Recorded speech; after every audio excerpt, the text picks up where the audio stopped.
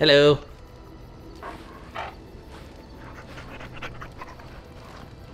Good boy.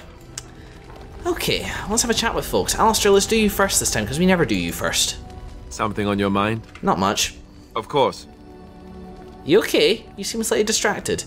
I suppose it's less official now. It's like, what do you need? And it's like something on your mind. He sounds more relaxed now.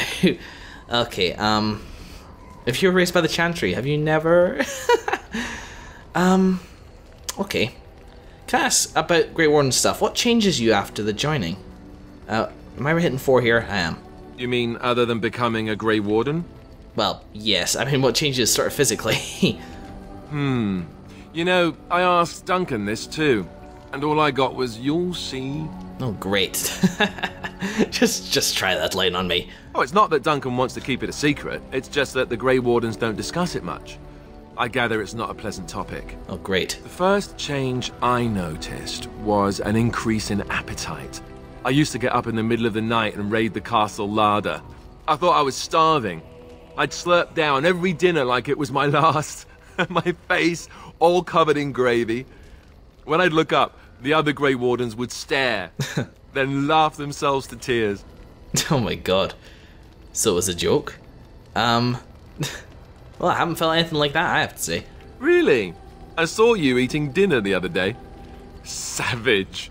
Alright. Ah yes, the classy camaraderie of two men travelling out in the open. I take it you were like this before the joining, then.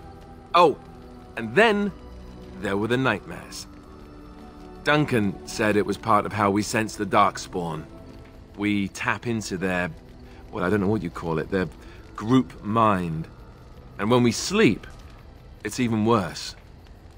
You learn to block it out after a while, but at first it's hard. Yeah. It's supposed to be worse for those who join during a blight.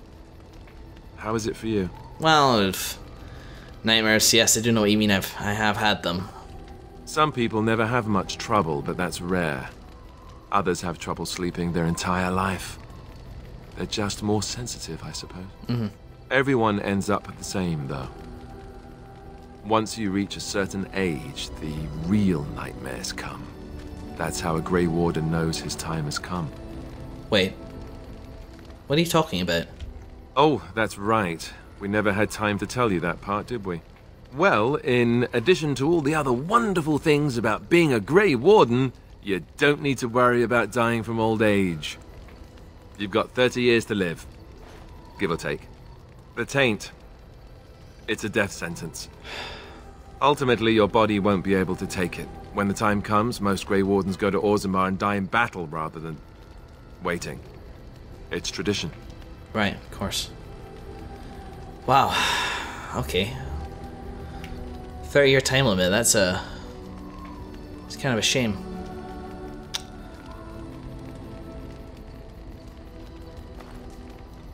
I mean, I actually suspected that this sort of thing might be the case, because Duncan, when we were doing the joining, mentioned that Grey Wardens pay a heavy price to become what they are, and fate may decree that you pay the price now rather than later. So I thought, the Darkspawn blood, maybe it does get into the systems eventually, but being actually told that you've got 30 years to live? Orzammar, because the Darkspawn are...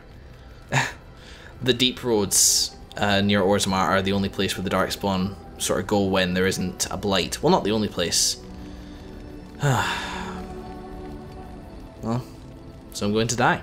We're all going to die.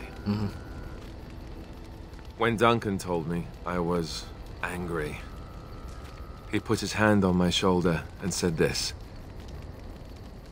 It's not how you die that's important. It's how you live. And you wondered why we kept the joining a secret from the new recruits. There you have it. Oh, yes.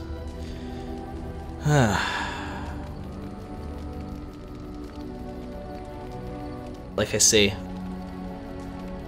of everything I've suffered, and it looks like I too will suffer death. My family suffered death, then me.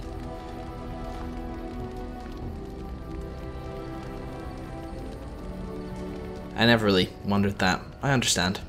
You know, Duncan, He started having the nightmares again. He told me that in private. He said it wouldn't be long before he'd go to Orzammar himself. I guess he got what he wanted. I just wish it had been something worthy of him. You didn't see the cutscene, friend. He died like a champ. He got what he deserved. Is that meant to be like is that meant to be combative? He will be remembered, Alistair, as will the others, as will us, you know. We are going to be the two Grey Wardens that save this entire land. I know. Ending the Blight should make this all worthwhile, right? There you go. Now, in that conversation, I hit an option. I have no idea what it is. I think I said yes, and then something about bitches or something like that. I hope I didn't have a go at Alistair or anything like that, but hey-oh. I clicked on it. What are you going to do? Let's quick save. Leliana. Hello. Looking for little old me? I usually am. I'd like to talk to you about something. Yes? What's on your mind? Now, you can either hear a tale or ask you maybe a little bit about your background. Do you miss anything about Orlais? I miss Val Royeaux. Unlike other cities where the people are the lifeblood and the character, Val Royeaux was her own person, and her people little more than decorations. There was always music in Val Royeaux, streaming from the many windows, quiet refrains and triumphant choruses. And always, floating above that all, the chant, coming from the Grand Cathedral. It was magnificent. No wonder you're so faithful going up, even though like you're sort of an independent-minded. The idea of the chantry clearly got in regardless. Sounds alright, yeah. I have been to Denerim, I would imagine. No, I'm afraid I've never been to Orlais. If you get the chance, you should see it, at least Val Royeaux. Of course there are good things and bad things about Orlais, like anywhere else. Yeah. Sometimes I miss it dearly, and sometimes I'm glad I'm rid of it. And you will laugh at this, but I miss the fine things I had in Orlais. Oh yeah? This is why you can't have nice things, Leliana. Do you not have fine things? No. What sort of things? Dresses, fine dresses and furs. And shoes, of course. One can't mingle with nobility with bad shoes, you see. Orlais is very fashionable. Almost ridiculously so. But the shoes. Living with those ridiculous trends was worth it for the shoes. Shoes are shoes. They're there to keep your feet dry. Oh, I love shoes. You can get nice in shoes in Denerim. I suppose so. That's the sort of thing I would know, really. I had no idea. I knew you were a bard back in Orlais, so I guess you would have had to mingle with the nobility and look nice and such like that. Oh. Were they ridiculous shoes? What one of these to pick? The nice shoes in Denerim. From the Ferelden Tourist Board. That's me. Shoes are shoes, there to keep your feet dry. Oh, I love shoes, no. What's this about shoes? Why were they ridiculous shoes? Were they ridiculous? Sometimes. About 10 years ago, all the ladies went mad for shoes with soles as large and heavy as bricks. But it isn't always that silly. When I left Orlais, the fashion was shoes with delicate tapered heels and embellishments in the front. A ribbon, perhaps, or embroidery. In soft colors, of course. It was spring. It sounds divine, Leliana. Front room hats, soft colors, it was spring. Yeah. Wouldn't that be hard to walk in? I wouldn't want to run in it, or have to enter battle, but for lounging in a lady's sitting room? Perfect. The shoes made in Orlais were exquisite. Not at all like these clunky fur-lined leather boots you have in Ferelden. Ugh, just look at them. Well, we're more practical over here. Don't have a go or I'll start having a go at Orlais. You bunch of prissy nonsense I can't end that insult. It would have been too rude. Right. You don't need fancy shoes to make you beautiful. They're comfortable, at least keep the cold out. Oh, you don't need fancy shoes to make you beautiful. Thank you.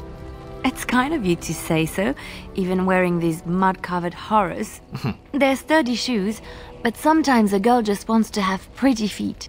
Oh, I could talk about shoes all day. You have. But we have things to do, don't we? Thank God for that. I was in a shoe conversation, for God's sake. Oh boy. Now we should start turning in a couple circles to the runes. runes to the circle, I should say. Wynne, please don't talk about shoes. Is there something you need? Not shoes. I'd like to ask you something about the circle. I will answer to the best of my ability. That is a question. How did you become a mage? People don't become mages. They are born mages. The talent just surfaces later. But you are asking how I ended up at the Circle. I was brought there by the Templars, just like many of the other apprentices. I don't remember very much. I was very young then. Of course. And, your family? Don't remember much. Very young. How did they know you were a mage? Must have been years ago. Yes, well done, Nathan. Thank you. How did they... I'm assuming her family is not going to be a particularly happy topic, so how did they know? I set a boy on fire. Oh, great. I bet he deserved it too. Well, I'm sure it's a fascinating story. I didn't have a family. I never knew my real parents. My earliest memory was of hiding in a hayloft on a farm, trying to keep warm. I was found, and the farmer's wife was kind enough not to send me away. But they had children of their own, and I was never made to feel welcome. The eldest son was the worst. He was always calling me a stray, and throwing anything he could get his hands on at me. And I don't know how it happened, but one day, he just found his hair on fire. Fortunately, there was a large trough nearby. Okay, funny. Yeah, was he seriously hurt? I had singed his hair and eyebrows, but injured little other than his pride. Who knows what they would have done to me had he been more seriously hurt. Well, Thankfully, all I had to endure was a few nights locked in a cold barn with a bowl of water and a crust of bread. The Templars arrived several mornings later. okay, right, okay. Huh.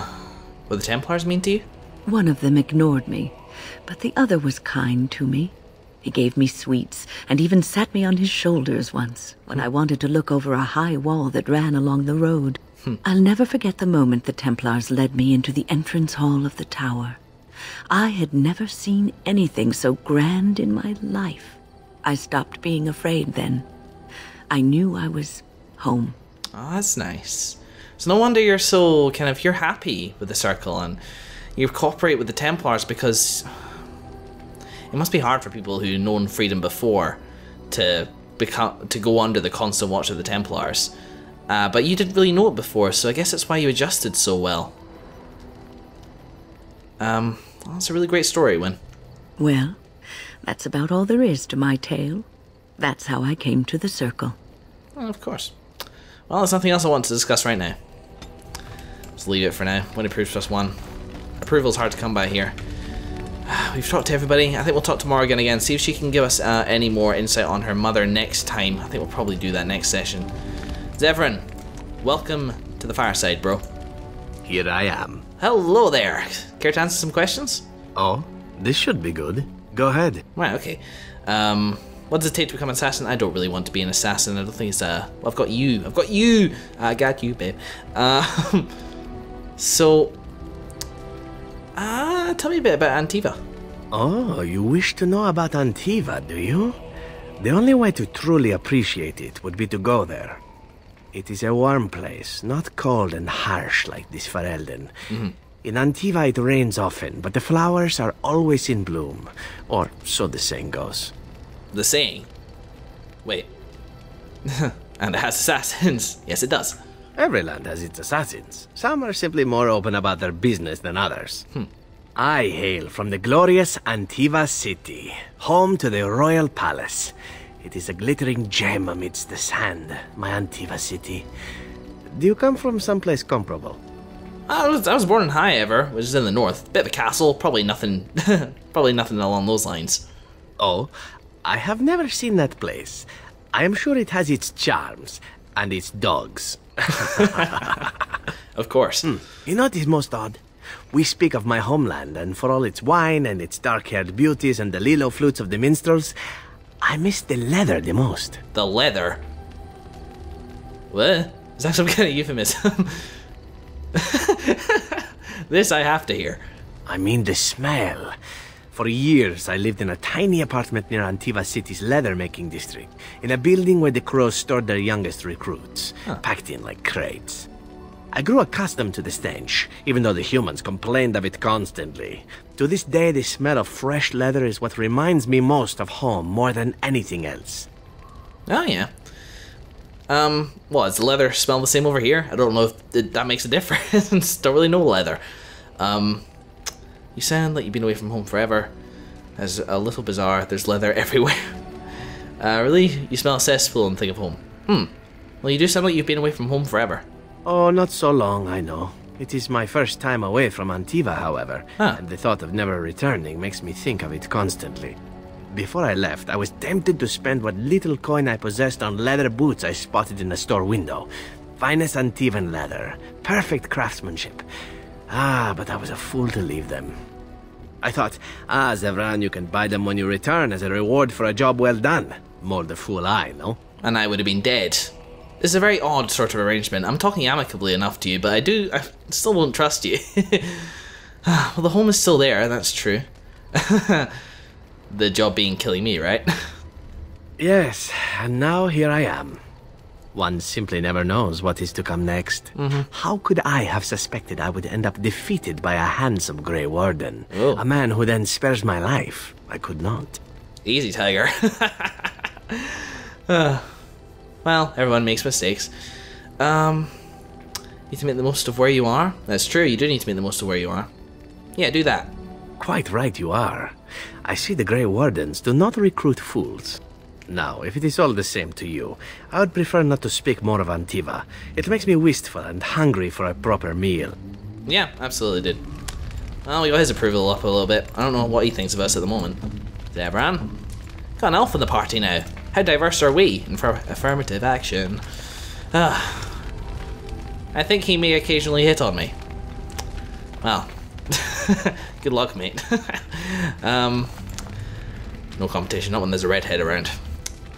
Right, what have we done? We've done everything. I'm now a ranger with a green bow. Fitting, no? We're still not speaking to him. So yeah, today we've done our training regiment. Done all the way around here. All the way. That's not a precise journey map there. Yeah, it's been good. Nathan leveled up and we've, taken care of a few things, got a few gold. I guess it was worth the time we invested in it. We made about 6 gold in total and 1 character leveled up. I'm glad we did it, but I was kind of hoping for more of a reward. Yeah, at the same time, I appreciate the fact the game needs to keep the pacing going by keeping your supplies, meaningful. Gold loses meaning when you have loads of it. Just ask any rich, bored person. In the next episode, I think it's going to be a case of going to confront Flemeth. Morgan is essentially in danger. There's no particular time limit on that, but at the same time, I kind of want to get this cleared up before we move on to Denerim. Morgan, you always ostracize yourself so much from the party. Look at all us gathered here and just you miles away.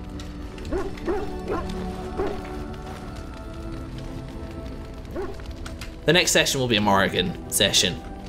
Maybe we'll learn more about her. Maybe we can have her warm to us by not killing her mother, but temporarily disabling her mother. I don't know. We'll think about that next time. In the meantime, thank you very much for watching, everybody. And I will see you back at camp in the next episode.